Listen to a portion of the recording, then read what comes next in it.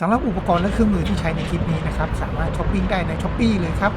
สวัสดีครับพวกช่องเออีกแล้วนะครับวันนี้นะครับมาแก้อีกอาการหนึ่งแล้วนะครับสำหรับตัวนี้เป็น Ford Ranger ตัวT4 นะครับหรือตัว8ช่องอะไรครับตัวนี้เนี่ยมีอาการก็คือขับแล้วมันคงเคงนะครับโยกซ้ายโยกขวาจะล่อนอย่างเดียวเลยนะอาการนี้ต้องบอกก่อนนะครับมันเป็นได้หลายสาเหตุมากๆเลยนะครับถ้าล่อนหนักมากๆนะครับให้มาดูพวกนี้ก่อนพวกปีกนกพวกลูกยางปีกนกทั้งหลายนะครับพวกลูกหมากปีกนกอะไรพวกนี้นะครับแต่ถ้าดูแล้วทุกอย่างยังโอเคอยู่แต่ล่อนไม่เยอะนะครับแต่มันก็ล่อนนะครับรู้สึกโอเคนะครับให้มาดูตัวนี้อีกทีนึงชุดนี้นะครับชุดเหล็กกันโค้งเนี่ยนะครับตัวนี้คือมันมีหน้าที่ซับแรงเวลารถโยกนะครับถ้าตัวนี้ไม่ทำงานเนี่ยหรือมันหลวมโคเก่งนะครับมันก็จะไม่ทำงานพอไม่ทำงานปั๊บมันก็เกิดอาการไม่ซับแรงไม่โค้งเคงนะครับมันมีได้หลายสาเหตุนะครับ2สาเหตุหลักๆเลยก็คือลูกยางตัวนี้ตัวหลักตัวนี้นะครับตัวนี้นะครับกับชุดตัวนี้อันนี้เนี่ยอาการนี้เนี่ยมันเกิดจากตัวนี้ซุดนะครับเท่าที่ผมสันนิษฐานนะครับเกิดจากตัวนี้ซุดเพราะฉะนั้นมันก็เลยไม่ทำงานนะครับเวลาเราทำนี่นะครับเวลาเราจะถอดเราก็ต้องขึ้นแม่แรงให้ยกไอตัวปีกนกนี่ขึ้นเพื่อที่จะมันจะได้ไม่งัดนะครับไม่งั้นมันจะงัดแล้วแข็งแล้วถอดไม่ออกเลยละครับตัวนี้เทคนิคง่ายๆเลยมีแค่นี้แหละครับเรามาเริ่มกันเลยนะครับ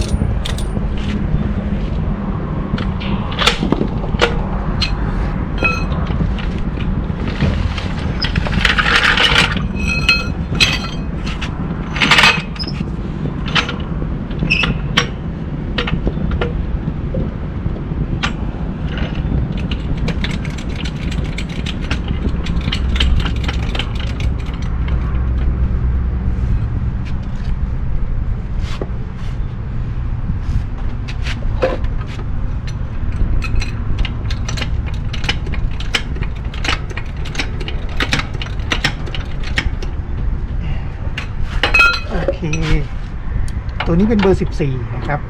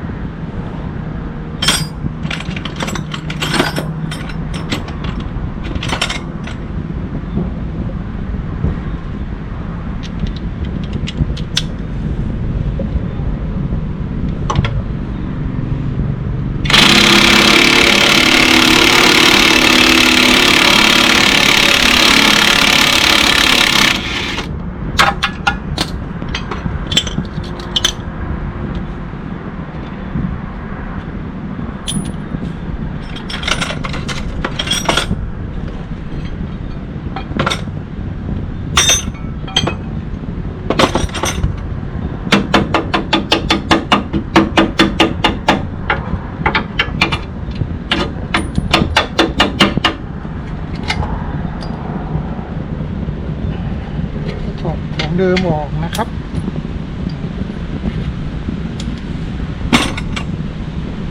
เช็ดจากนิดนึงตรงนี้สนิมชอบหมักหมุนนะครับเวลาวิ่งเวลาอะไรน้ำมันชอบโดนน้ำโดนขี้โคลนนะครับหมุนมักจะไปกองอย่างนั้นแหละครับ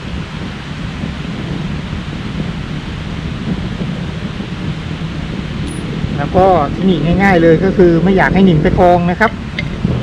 ป้ายจาระบีนิดนึงครับ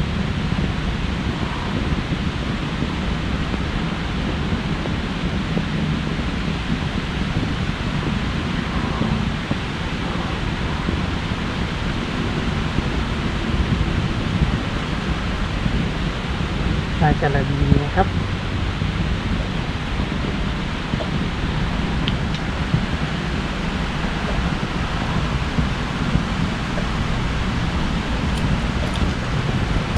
แล้วก็ตัวใหม่ใส่เข้าไปเลยครับ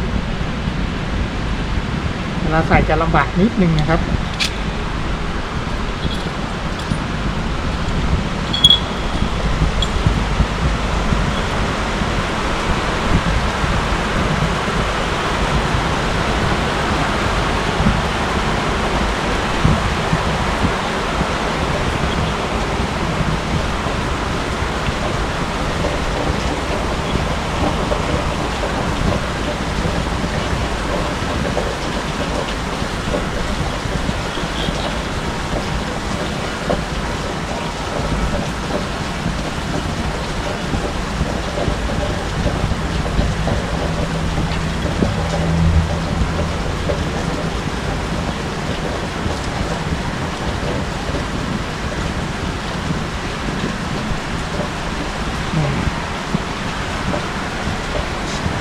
รวมไอ้ที่ผมบอกว่าลำบากก็คือตรงนี้แหละครับมันจะต้องงัดตัวนี้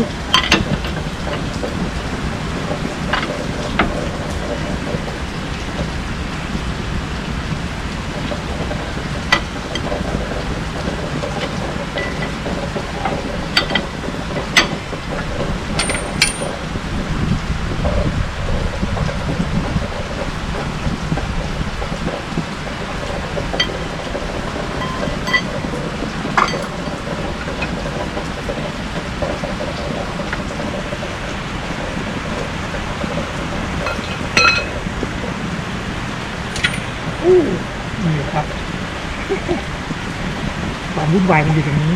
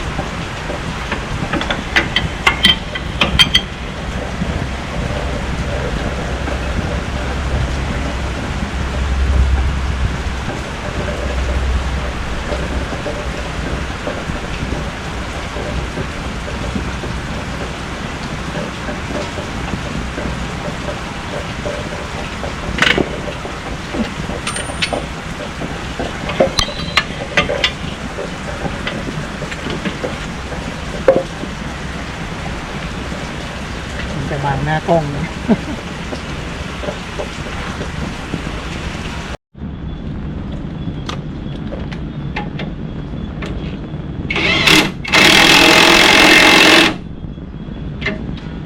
โอเคเรียบร้อย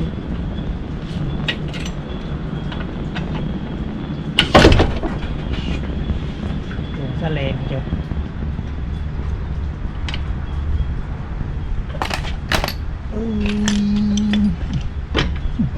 แรงๆนี่บางครั้งก็ปล่อยแล้วมันก็ลงเร็วนะครับบางครั้งก็ลงยิ่มไม่รู้อะไรของมัน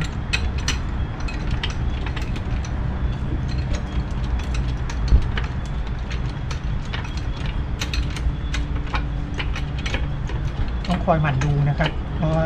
ถ้าหลุด3 ขามาแล้วล่วงปุบเลยงานงอกเมาลานเลยนะครับถ้ามันล่วงมาเนี่ย